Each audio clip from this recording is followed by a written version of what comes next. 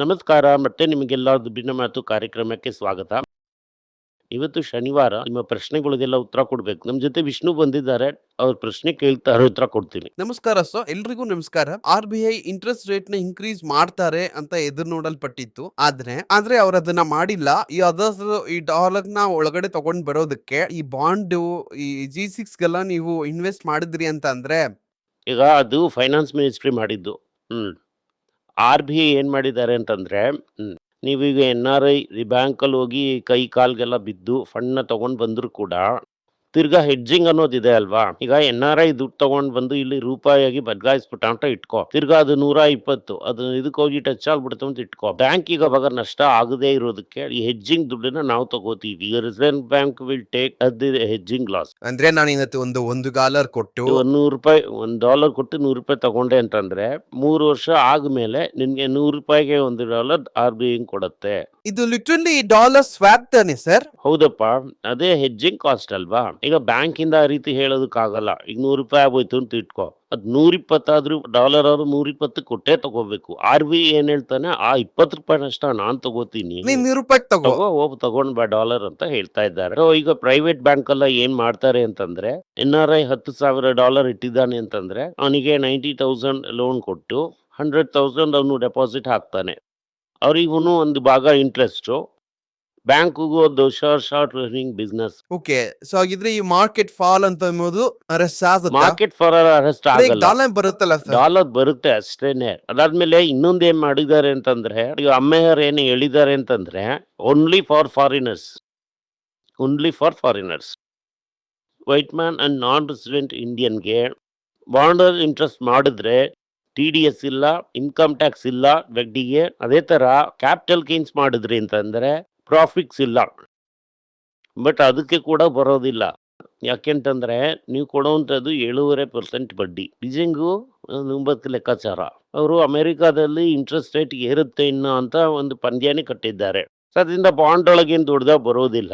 So ಏನಾದ್ರು ನಾವೇ ಈ ಗೌರ್ಮೆಂಟ್ ಏನೋ ಒಂದು 10,000 20,000 ಬಿಲಿಯನ್ ತಗೊಳ್ರೆ ಓಕೆ, 10 ಬಿಲಿಯನ್ 20 ಬಿಲಿಯನ್ ಅದ್ರಲ್ಲಿ ದೊಡ್ಡದಾಗಿ ಈ ದುಡ್ಡು ಬರಲ್ಲ.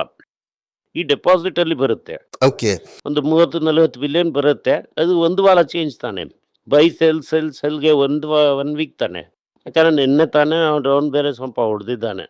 ಅದಾದ್ರೆ ನಿನ್ನೆ ನಾಸ್ಡಾಕ್ 5% ಬಿದ್ದಿದೆ. ಅಲ್ಲಿ ನಾಸ್ಡಾಕ್ 5% ಬಿದ್ದರೆ ನಮಗೇನಾಗಬೇಕು? ಇಲ್ಲೊಂದು 300-400 ಪಾಯಿಂಟು. ನಾಳೆ 400 ಪಾಯಿಂಟು. ಸೋಮವಾರ ಸೆನ್ಸೆಕ್ಸ್ ಅಲ್ಲ ನಾನು ಹೇಳ್ತಾ ಇರೋದು, ನಿಫ್ಟಿ 400 ಪಾಯಿಂಟ್ ಓಪನ್ ಆಗ್ತಿದ್ದಂಗೆ ಡಮಾಲ್. ಅದಾದ್ಮೇಲೆ ನಿಮ್ಮ ದುಡ್ಡನ್ನ ತಗೊಂಡು ಮ್ಯೂಚುವಲ್ ಫಂಡ್ ಅಲ್ಲಿ ಹಂಗೆ ದುಡ್ಡು ತಗೊಂಡು ಬಂದು ಅದನ್ನ ಹಾಕಿ ಅದನ್ನ ಸರಿ ಮಾಡ್ತಾ ಇರ್ತಾರೆ. ಸರ್. ಇದು ನೀವೀಗ ಮ್ಯೂಚುವಲ್ ಫಂಡ್ ಅಂತ ಹೇಳಿದ್ರಿಂದ ಈ ಪ್ರಶ್ನೆನ ನಾನೀಗ ಕೇಳ್ಬಿಡ್ತೀನಿ ಸರ್. ಈಗ ಮ್ಯೂಚುವಲ್ ಫಂಡ್ ಈಗ ಮಾರ್ಕೆಟ್ ಬೀಳ್ತಾನೆ ಇದೆ ಸರ್. ನನಗೆ ಈಗ ಮ್ಯೂಚುವಲ್ ಫಂಡ್ ಒಂದು ಎಕ್ಸಾಂಪಲ್ ಮುಂಚೆನೆ ಹೇಳಿದ್ದು, ನಾನು ಈ ಪುದಿಯ ಚಾನಲ್ ಕೆಲಸ ಮಾಡ್ತಾ ಇರುವಾಗ ವಾಟ್ ಈಸ್ ಮ್ಯೂಚುವಲ್ ಫಂಡ್ ಅಂತ ಹೇಳಿ, ನೀವೇ ಒಂದು ಡ್ರೈವರ್ ನಿಟ್ಟು ಕಾರ್ನ ಓಡಿಸಿದ್ರಿ ಅಂತ ಅಂದ್ರೆ ಅದು ಡೈರೆಕ್ಟ್ ಆಗಿ ಸ್ಟಾಕ್ ಮಾರ್ಕೆಟ್ ಅಲ್ಲಿ ಸ್ಟಾಕ್ ನ ತಗೊಳ್ಳೋಂತ ಒಂದು ಡ್ರೈವರ್ ನ ಇಟ್ಟು ನಾವು ಕಾರ್ ಓಡಿಸ್ತೀವಿ ಅಂತ ಅಂದ್ರೆ ಅದು ಮ್ಯೂಚುವಲ್ ಫಂಡ್ ಅಲ್ಲಿ ಹಾಕುವಂತದ್ದು. ಈಗ ಇರುವಂತ ಸಿಚುವೇಶನ್ ಅಲ್ಲಿ ಮಾರ್ಕೆಟ್ ಬೀಳ್ತಾನೆ ಇದೆ. S no. ಸೊ ಈ ರೀತಿ ಇರುವಾಗ ನನಗೆ ಒಂದು ಸ್ಟಾಕ್ ನ ಸೆಲೆಕ್ಟ್ ಮಾಡೋದಕ್ಕೆ ಗೊತ್ತಾಗ್ತಾ ಇಲ್ಲ. ಆ ರೀತಿ ಇರುವಾಗ ನನಗಿರೋಂತ ಒಂದೇ ಆಪ್ಷನ್ ಒಬ್ಬ ಡ್ರೈವರ್ ನ ಇಟ್ಟು ಗಾಡಿನ ಇಲ್ಲ. ಈ ಸ್ಟಾಕ್ ಮಾರ್ಕೆಟ್ಗೆ 3 ಚೀಟಿ ಮಂಗಾತಾ ಇದ್ದಾಗೆ 3 ಚೀಟಿ ಆಟ. ನನಗೆ ಈಗ ಸರಿ ಇಲ್ಲ ಟೈಮು, ನಾನು ಕರೆಕ್ಟ್ ಆದಂತ ಒಂದು ಚೀಟಿನ ತೆಗಿಯಲ್ಲ ಅಂತ ಹೇಳಿ ಇನ್ನೊಬ್ರಿಗೆ ದುಡ್ಡು ಕೊಟ್ಟು ಅವ್ರನ್ನ ತೆಗಿಯೋದಕ್ಕೆ ಹೇಳೋದು. ಅದೇ ತಾನೇ ಸರ್ ಮ್ಯೂಚುವಲ್ ಫಂಡ್. ಅವನು ಕಾರ್ ಓಡಿಸಕ್ ಬರುತ್ತಾ ಇಲ್ಲ ನಿನಗೆ ಗೊತ್ತಾ? ನೀನ್ ಡ್ರೈವರ್, ನಿನ್ಗೆ ಓಡ್ಸಕ್ ಬರಲ್ಲ ಅಂತ ನೀನ್ ಒಪ್ಕೋತಾ ಇದೀಯಾ. ನೀನ್ ಕೀ ಕೊಟ್ಟು ಓಡ್ಸು ಅಂತ ಇನ್ನೊಬ್ಬನಿಗೆ ಹೇಳ್ತಾ ಇದೆಯಲ್ವಾ. ಅವನು ಗಾಡಿ ಓಡ್ಸಕ್ ಬರುತ್ತೆ ಇಲ್ಲ ಅನ್ನೋದು ನಿನಗೆ ಹೆಂಗ್ ಗೊತ್ತು?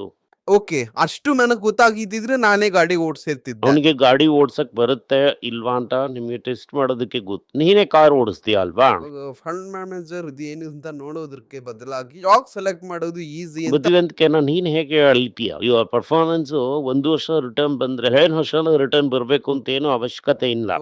ಓಕೆ ಸರ್, ಮತ್ತೆ ಗೋಲ್ ಬಿಟ್ಬಿಟ್ಟೆ ನಾನು ಈ ಪ್ರಶ್ನೆನಲ್ಲಿ. ಆಕ್ಚುಲ್ ಆಗಿ ಈ ಪ್ರಶ್ನೆಗೆ ನೀವು ಓಕೆ ಮ್ಯೂಚುವಲ್ ಫಂಡ್ ಅಲ್ಲಿ ಹಾಕು ಅಂತ ಏನೋ ಹೇಳ್ತೀರಾ. ಕರೆಕ್ಟ್ ಅಪ್ಪ. ಕಾರ್ ಕೀ ಕೊಡೋದಕ್ಕೆ ಮುಂಚೆ ನೋಡ್ತೀಯ ಅಲ್ವಾ, ಆ ರೀತಿ ನೀನ್ ಏನ್ ನೋಡಿ ಕೊಡ್ತಾ ಇದೀಯಾ? ಅವ್ರದ್ದು ಪಾಸ್ಟ್ ಪರ್ಫಾರ್ಮೆನ್ಸ್ ಹೇಗಿದೆ? ಫಂಡ್ ಮ್ಯಾನೇಜರ್ ಯಾರಂತ ಹೆಸರೇ ಗೊತ್ತಿರಲ್ವಲ್ಲ, ನಾ ಕರ್ಕೊಂಡು ಹೋಗ್ಲಾ? ನೀವ್ ಹೇಳಿರೋದು ನಾನು ಗಮನಿಸಿದ್ದೀನಿ. ತುಂಬಾ ಫಂಡ್ ಮ್ಯಾನೇಜರ್ಸ್ ಇರ್ತಾರೆ, ನಾವು ಇಷ್ಟೊಂದು ಅಸೆಟ್ಸ್ ಎಲ್ಲ ಮ್ಯಾನೇಜ್ ಮಾಡ್ತಾ ಇದೀವಿ. ಅವ್ನು ಏನ್ ಓದಿದಾನೆ, ಏನ್ ಡಿಗ್ರಿ, ಯಾವ ಸ್ಟಾಕ್ನ ಗಿಲ್ಲಿ ತರ ತೆಗ್ದಿದ್ದಾನೆ ಇದೆಲ್ಲ ನಿನ್ಗೆ ಗೊತ್ತಾ? ಸೊ ಈ ರೀತಿ ಇಷ್ಟೊಂದೆಲ್ಲ ಜಾತಕ ಹುಡ್ಕೋ ಬದಲು ನಾನು ಸ್ಟಾಕ್ ಜಾತಕನೇ ಹುಡ್ಕಿ. ಸೊ ಆ ರೀತಿ ಮಾಡ್ಬಿಡಕ್ಕಾಗುತ್ತಾ? ಇಲ್ಲ ಸರ್, ಕಷ್ಟನೇ. ಅಂದ್ರೆ ಇವತ್ತು ಈ mutual fund, active mutual fund ಇದೆಲ್ಲ ಇದೇ ತರ ಇದೆ ಅಂತ ಹೌದು, ಹೇಳ್ತೀರಾ? ಈಗ ಯಾವನಾದ್ರೂ ಝೊಮ್ಯಾಟೊ ತಗೋತಾನ?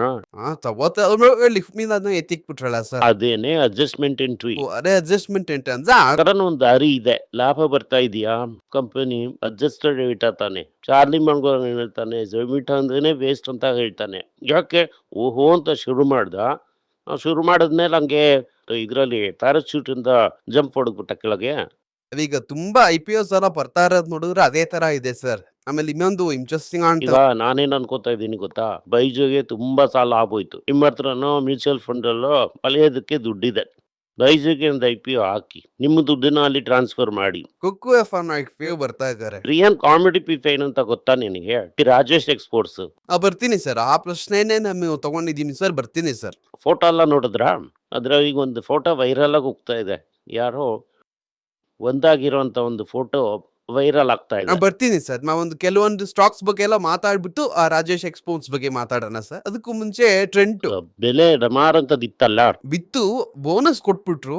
ಆ ಅಡ್ಜಸ್ಟ್ಮೆಂಟ್ ನ ಅರ್ಥ ಮಾಡ್ಕೊಳಕ್ ಆಯ್ತು ಸರ್. ಆದ್ರೆ ನಿಯೋಲ್ ಟಾಟಾ ಹೇಳಿರೋದು ಏನು ಅಂತಂದ್ರೆ, ನಮ್ಮ target 10 times from here which is 1000%. ಆ ರೀತಿ ಇರೋವಾಗ ಸ್ವಲ್ಪ ಕಾಸ್ಟ್ಲಿ ಆಗಿ ಇಟ್ಕೊಂಡು ಹೋಗ್ಲಿ ಬಿಡಿ.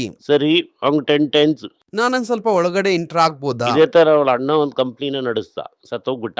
2019 ಅಲ್ಲಿ ಮಾಡಿದಂತ ಇದು ಟರ್ನ್ ಓವರ್ ಇವಾಗ ಮಾಡ್ತಾ ಇಲ್ಲ.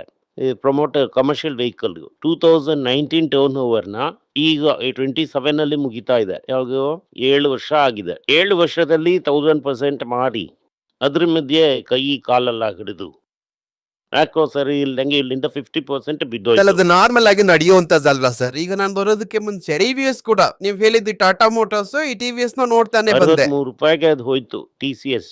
ನೀನು ಈಗ 63 ರೂಪಾಯಿಗೆ ಟ್ರೆಂಡ್ ಹೋಗುತ್ತೆ ಅಂತಂದ್ರೆ, ನಿನ್ನ ಹೃದಯ ಅದು ತಡ್ಕೊಳ್ಳುತ್ತೆ ಅಂತಂದ್ರೆ ಕನ್ಸಿಡರ್ ಮಾಡಿಲ್ಲ. ನಾನು ICU ಹೋಗ್ಬಿಡ್ತೀನಿ ಅಂತಂದ್ರೆ ಕನ್ಸಿಡರ್ ಮಾಡಬೇಡ. 63 ರೂಪಾಯಿಗೆ ಹೋಯ್ತು ಅಂತಂದ್ರೆ ಕನ್ಸಿಡರ್ ಮಾಡ್ತೀಯಾ ಮಾಡಲ್ವಾ? ಅವತ್ತಿಗೆ ನೀನು ಭಯ ಪಟ್ಟು ಅದನ್ನ ಮುಟ್ಟೋದೇ ಇಲ್ಲ. ನಿನ್ನ ನಾನೇ ಕರಿಬೇಕು, ಬಾ ಬಾ ಬಾ ಅಂತ ಕರಿತಾ ಇರಬೇಕು. ಇಲ್ಲ ಸರ್ ಆಮೇಲೆ ನೋಡ್ಕೊಳ್ಳೋಣ ಸರ್ ಅನ್ಪಿಯ. ಧನ್ಯವಾದಗಳು. ಈ ವಿಡಿಯೋ ನಿಮ್ಗೆ ಇಷ್ಟ ಆಗಿದ್ರೆ ವಿಡಿಯೋನ ಲೈಕ್ ಮಾಡಿ, ನಮ್ಮ ಚಾನಲ್ನ ಸಬ್ಸ್ಕ್ರೈಬ್ ಮಾಡಿ, ಬೆಲ್ ನೋಟಿಫಿಕೇಶನ್ ತಟ್ಟಿ. ಈ ವಿಡಿಯೋನ ಸಾಧ್ಯ ಆದ್ರೆ ನಿಮ್ಮ ಸಂಬಂಧಿಕರಿಗೂ ಸ್ನೇಹಿತರಿಗೂ ಕಳಿಸಿ, ಅವರಿಗೂ ನೋಡೋದಕ್ಕೆ ಹೇಳಿ. ಧನ್ಯವಾದಗಳು.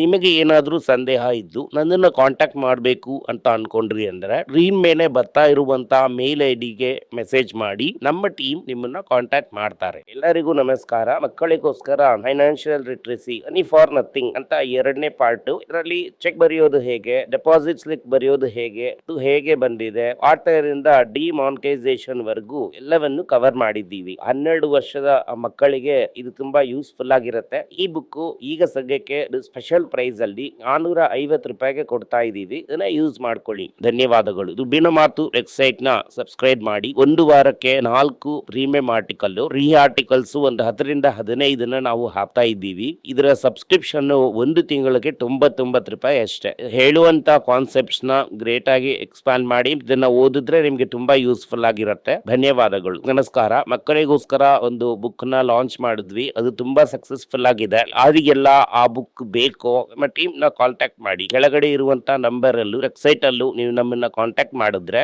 ನೀವು ಆ ಬುಕ್ ನ ತಗೋಬಹುದು. ಬೇರೆ ನಮ್ಮ ಬುಕ್ ಗಳು ಕೂಡ ಅವೈಲೇಬಲ್ ಆಗಿದೆ. ನೀವು ಇದನ್ನ ನಮ್ಮ ವೆಬ್ಸೈಟ್ ಮುಖಾಂತರನೂ ತಗೋಬಹುದು. ಕೆಳಗಡೆ ಇರುವಂತ ವಾಟ್ಸ್ಆಪ್ ನಂಬರ್ಗೆ ಮೆಸೇಜ್ ಮಾಡಿ ಕೂಡ ತಗೋಬಹುದು.